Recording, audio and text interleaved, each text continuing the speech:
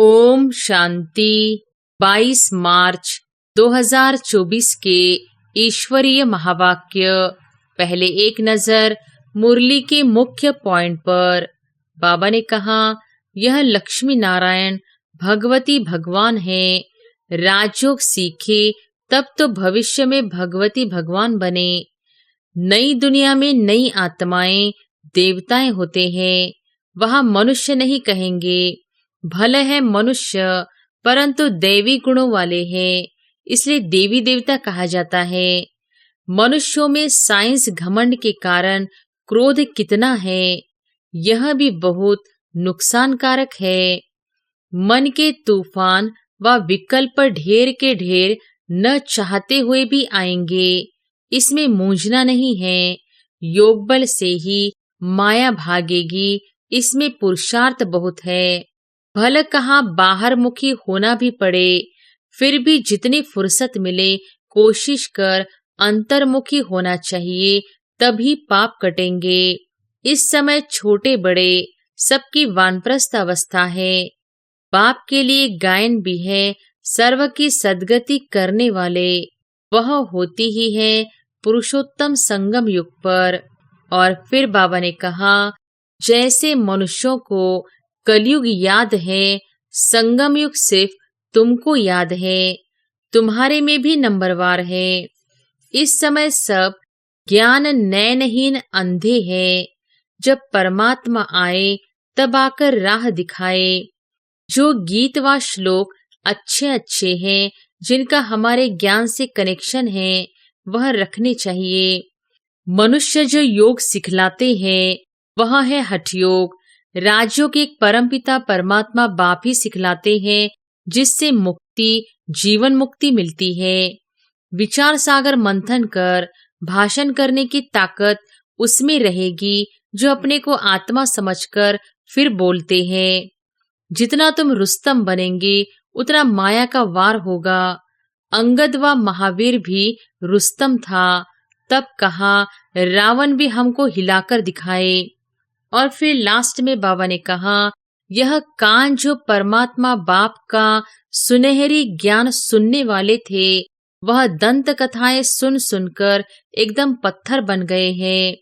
कोई का अवगुण न देख, गुण ग्रहण करना है। अवगुण देखो तो मुंह मोड़ लो। जो बात ठीक न लगे छोड़ देनी चाहिए। पढ़ाई से कभी रूठना नहीं चाहिए। ब्राह्मणी से व पढ़ाई से रूठना गोया बाप से रूठना। भला कोई कैसा भी है, तुम्हारा काम मुरली से है। मुरली जो सुनाए उनमें से अच्छे अच्छे पॉइंट धारण करने हैं। बाबा याद उनको करते हैं जो सर्विस करते हैं। स्तुति निंदा सब सहन करना पड़ता है। जो यज्ञ से मिले उसमें खुश रहना है। यज्ञ के भोजन से तो बहुत लव चाहिए। सन्यासी थाली धोकर पीते हैं क्योंकि उनको भोजन का महत्व है। तुमको आंतरिक खुशी बहुत होनी चाहिए। वह खुशी उन्हें होती जो आप समान बनाते हैं। और अब सुनते हैं महावाक्यों को विस्तार से। मुरली का सार। मीठे बच्चे, जितना समय मिले अंतर्मुखी रहने का पुरुषार्थ करो। बाहर मुखता में न आओ, तभी पाप कटेंगे। प्रश्न है, चढ़ती कला का पुरुषार्थ क्या है जो बाप हर बच्चे को सिखलाते हैं? उत्तर है, बच्चे चढ़ती कला में जाना है तो बुद्धि योग एक बाप से लगाओ। फलाना ऐसा है, यह ऐसा करता है, इसमें यह अवगुण है, इन बातों में जाने की दरकार नहीं। अवगुण देखने से मुंह मोड़ लो। कभी भी पढ़ाई से रूठना नहीं। मुरली में जो अच्छी अच्छी पॉइंट्स है उन्हें धारण करते रहो, तब ही चढ़ती कला हो सकती है। ओम शांति। अभी यह है ज्ञान का क्लास और सवेरे योग का क्लास। योग कौन सा, यह बहुत अच्छी रीति समझाना है, क्योंकि बहुत मनुष्य हठयोग में फंसे हुए हैं। जो हठयोग मनुष्य सिखलाते हैं यहाँ है राजयोग जो परमात्मा सिखलाते हैं, क्योंकि राजा तो कोई है नहीं जो राजयोग सिखलावे। यह लक्ष्मी नारायण भगवती भगवान है। राजयोग सीखे तब तो भविष्य में भगवती भगवान बने। यह है ही पुरुषोत्तम संगम युग की समझानी। इसको कहा जाता है पुरुषोत्तम। पुरानी और नई दुनिया का बीच, पुराने मनुष्य और नए देवताएं। इस समय सभी मनुष्य पुराने हैं। नई दुनिया में नई आत्माएं देवताएं होते हैं। वहाँ मनुष्य नहीं कहेंगे। भले है मनुष्य परंतु दैवी गुणों वाले हैं, इसलिए देवी देवता कहा जाता है। पवित्र भी रहते हैं। बाप बच्चों को समझाते हैं काम महाशत्रु है। यह रावण का पहला पहला भूत है। कोई बहुत क्रोध करते हैं तो कहा जाता है भों भों क्यों करते हो। यह दो विकार बड़े शत्रु है। लोभ मोह के लिए भों भों नहीं कहेंगे। मनुष्यों में साइंस घमंड के कारण क्रोध कितना है, यह भी बहुत नुकसानकारक है। काम का भूत आदि मध्य अंत दुख देने वाला है। एक दो पर काम कटारी चलाते हैं। यह सब बातें समझकर फिर औरों को समझानी है। तुम्हारे सिवाय बाप से वर्षा लेने का सच्चा रास्ता तो कोई बतला न सके। तुम बच्चे ही बता सकते हो। बेहद के बाप से इतना बड़ा वर्षा कैसे मिलता है। जो किसको समझा नहीं सकते तो जरूर पढ़ाई पर ध्यान नहीं है। बुद्धि योग कहाँ भटकता है। युद्ध का मैदान है ना, ऐसे कोई मत समझे। सहज बात है। मन के तूफान व विकल्प ढेर के ढेर न चाहते हुए भी आएंगे। इसमें मूंझना नहीं है। योग बल से ही माया भागेगी। इसमें पुरुषार्थ बहुत है। धंधे दोरी में कितने थक जाते हैं, क्योंकि देह अभिमान में रहते हैं। देह अभिमान के कारण बहुत बातचीत करनी पड़ती है। बाप कहते हैं देही अभिमानी बनो। देही अभिमानी बनने से जो बाप समझाते हैं वही औरों को समझाएंगे। अपने को आत्मा समझ बाप को याद करो। बाप ही शिक्षा देंगे कि बच्चे बाहर मुखी नहीं होना चाहिए, अंतर्मुखी होना है। भले कहाँ बाहर मुखी होना भी पड़े, फिर भी जितनी फुर्सत मिले कोशिश कर अंतर्मुखी होना चाहिए। तभी पाप कटेंगे, नहीं तो न पाप कटेंगे न ऊंच पद पाएंगे। जन्म जन्मांतर के पाप सिर पर है। सबसे जास्ती पाप ब्राह्मणों के हैं। उनमें भी नंबरवार है। जो बहुत ऊंच बनते हैं वही बिल्कुल नीच भी बनते हैं। जो प्रिंस बनते हैं उनको ही फिर बेगर भी बनना है। ड्रामा को अच्छी रीति समझना है। जो पहले आए हैं वह पिछाड़ी में आएंगे। जो पहले पावन बनते हैं वही पहले पतित बनते हैं। बाप कहते हैं मैं भी आता ही हूँ इनके बहु जन्मों के अंत में, सो भी जब वानप्रस्थ अवस्था है। इस समय छोटे बड़े सबकी वानप्रस्थ अवस्था है। बाप के लिए गायन भी है। सर्व की सद्गति करने वाले वह होती ही है पुरुषोत्तम संगम युग पर। यह पुरुषोत्तम संगम युग भी याद रखना चाहिए।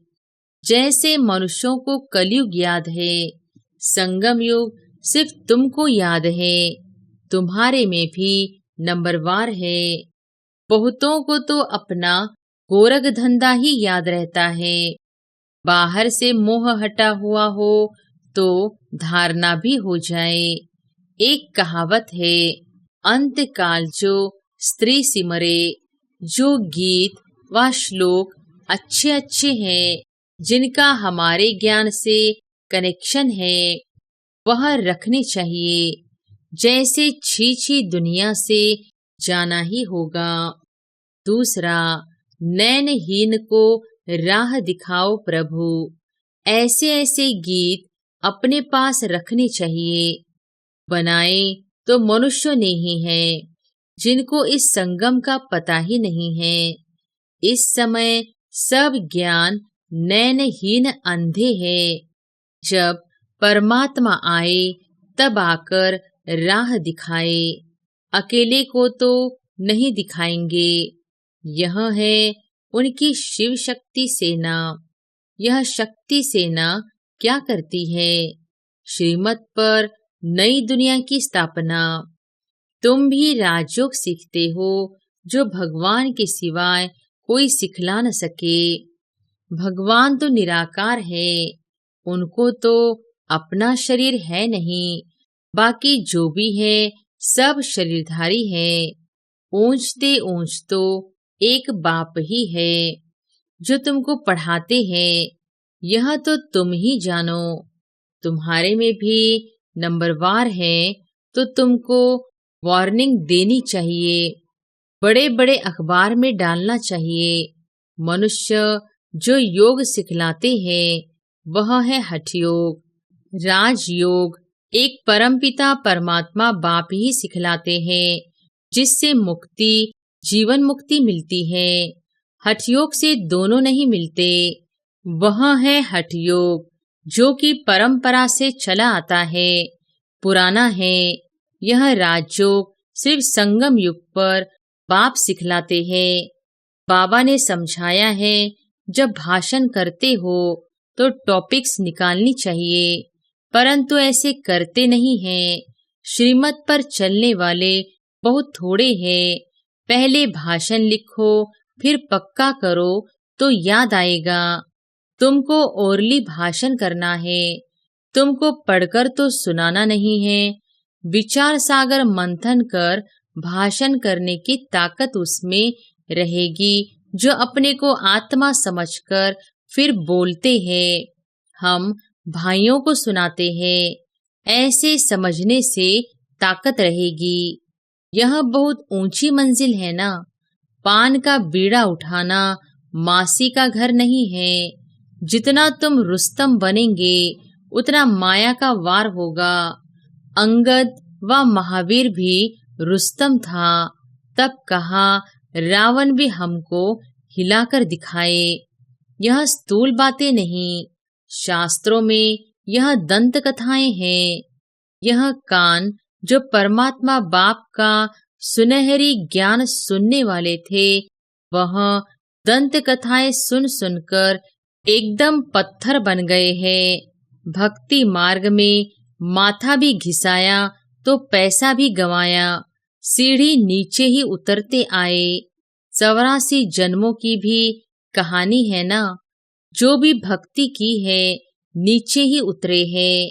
अब बाप ऊपर चढ़ना सिखलाते हैं। अब तुम्हारी चढ़ती कला है। अगर बुद्धि योग बाप के साथ नहीं लगाएंगे तो जरूर नीचे ही गिरेंगे। बाप को याद करते हो तो ऊपर चढ़ते हो। मेहनत है बहुत, परंतु बच्चे गफलत करते हैं। धंधे में बाप को और नॉलेज को भूल जाते हैं। माया तूफान में लाती है। फलाना ऐसा है, यह करता है, यह ब्राह्मणी ऐसी है, इसमें यह अवगुण है। अरे, इसमें तुम्हारा क्या जाता है? सर्वगुण संपन्न तो कोई बना नहीं है। कोई का अवगुण न देख गुण ग्रहण करना है। अवगुण देखो तो मोह मोड़ लो। मुरली तो मिलती है, वह सुनते धारण करते रहो। बुद्धि से समझना है, यह बाबा की बात बिल्कुल ठीक है। जो बात ठीक न लगे छोड़ देनी चाहिए। पढ़ाई से कभी रूठना नहीं चाहिए। ब्राह्मणी से व पढ़ाई से रूठना गोया बाप से रूठना। ऐसे बहुत बच्चे हैं जो फिर सेंटर पर नहीं आते हैं। भला कोई कैसा भी है, तुम्हारा काम मुरली से है। मुरली जो सुनाए उनमें से अच्छी अच्छी पॉइंट धारण करनी है। किसी से बात करने में मजा नहीं आता तो शांत करके मुरली सुनकर चले जाना चाहिए। रूठना नहीं चाहिए कि हम यहाँ नहीं आएंगे। नंबरवार तो है। यह भी अच्छा है जो सुबह को तुम याद में बैठते हो। बाबा आकर सर्च लाइट देते हैं। बाबा अनुभव सुनाते हैं। जब बैठते हैं तो जो अनन्य है वह बच्चे पहले याद आते हैं। भला विलायत में है, कलकत्ते में है, तो पहले अनन्य को याद कर सर्च लाइट देते हैं। बच्चे तो भला यहाँ भी बैठे हैं, परंतु बाबा याद उनको करते हैं जो सर्विस करते हैं। जैसे अच्छे बच्चे शरीर छोड़ जाते हैं तो उनकी आत्मा को भी याद करते हैं। बहुत सर्विस करके गए हैं तो जरूर यहाँ ही नजदीक कोई घर में होंगे, तो उनको भी बाबा याद कर सर्च लाइट देते हैं। है तो सब बाबा के बच्चे, परंतु कौन कौन अच्छी सर्विस करते हैं यहाँ तो सब जानते हैं। बाबा ने कहा यहाँ सर्च लाइट दो, तो देते हैं। 2 इंजन है ना, यह भी इतना ऊंच पद पाते हैं तो जरूर ताकत होगी। भले बाबा कहते हैं हमेशा यही समझो कि शिव बाबा पढ़ाते हैं तो उनकी याद रहनी चाहिए। बाकी यह तो समझते हो यहाँ 2 पत्ती है और तो कोई में 2 बत्ती नहीं है, इसलिए यहाँ 2 बत्तियों के सम्मुख आते हैं तो अच्छी तरह से रिफ्रेश होते हैं। टाइम भी सवेरे का अच्छा है। स्नान कर छत पर एकांत में चले जाना चाहिए। बाबा ने इसलिए बड़ी बड़ी छतें बनाई हैं। पादरी लोग भी एकदम साइलेंस में जाते हैं। जरूर क्राइस्ट को याद करते होंगे। गॉड को जानते नहीं।